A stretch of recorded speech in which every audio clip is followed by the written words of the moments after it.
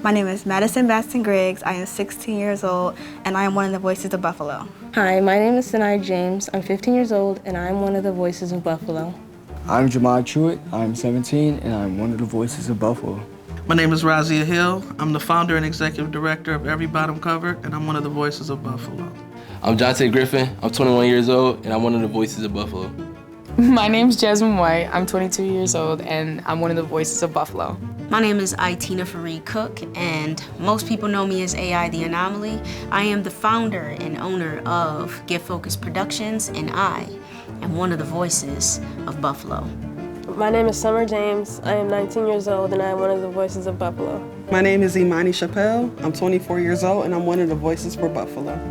I am Maria White. I'm the Chief Community Impact Officer and Chief of Staff at the Community Foundation for Greater Buffalo, and I am part of the Voice of Buffalo. Hi, my name is Anita Collins. I am 16 years old, and I am one of the voices of Buffalo.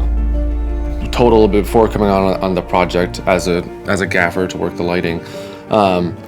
But it wasn't until I got here and sort of saw firsthand what it is that you guys are doing that I really realized how impactful and also how hands-on it is. Like, truth be told, when you first were telling me about this and you were showing me the pictures from the office, I thought I was going to come in here and it's going to be like, oh, it's going to be like 30 people. It's going to be like a giant amount of people, and it's going to be like more corporate-y.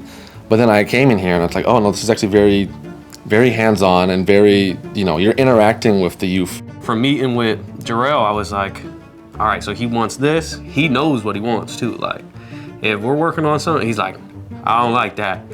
It might give you a headache, but we're gonna get there. And then when you see it and we work there together and you tell him, hey, we just gotta do this, he's understanding though too, is what people don't highlight. So if we're not able to get something, he's like, all right, well, let's try to work around it. And then, so we find a workaround, but we get that done. Like, we get the goal done, we get the message across, and we get exactly what we need. And with a project like this, I feel like that's great to have because it's also showing a message for the youth too, because the goal here is to show everyone, like, this is what Buffalo Futures can do for the youth that's coming up.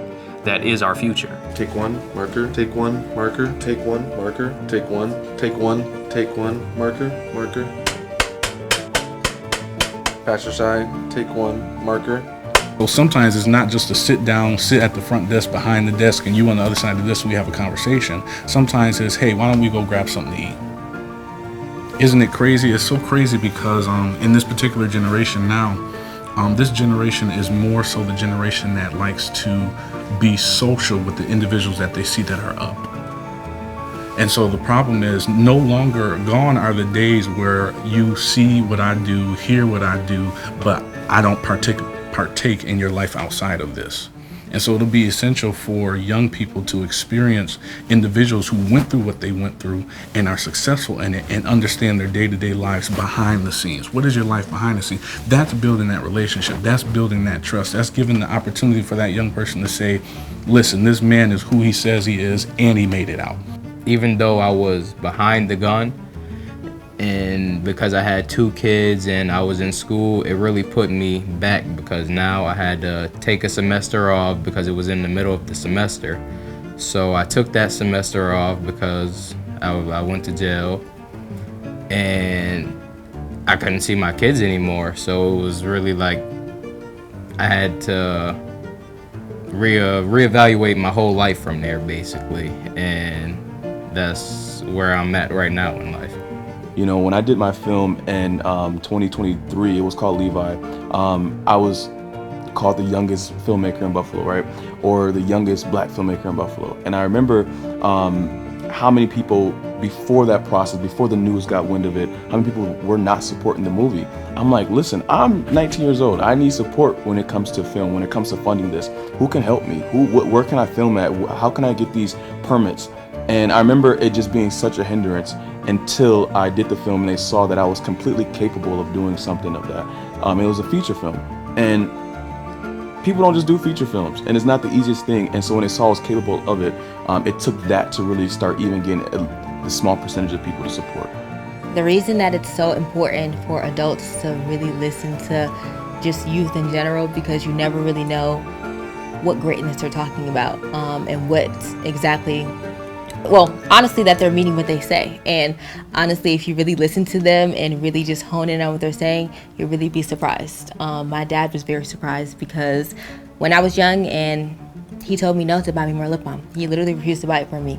And literally fast forward later, 5-10 years later, when I was 15, he literally had to quit his job and work for me full time.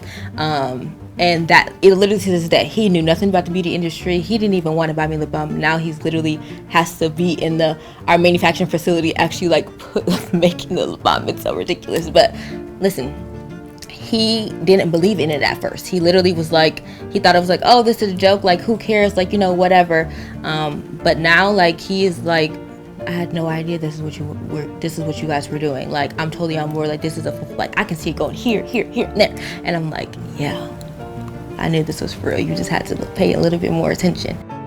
I think like the Christmas concert or the poetry slam, like, it looks like we have fun together while making a difference. That's what it looks like to me.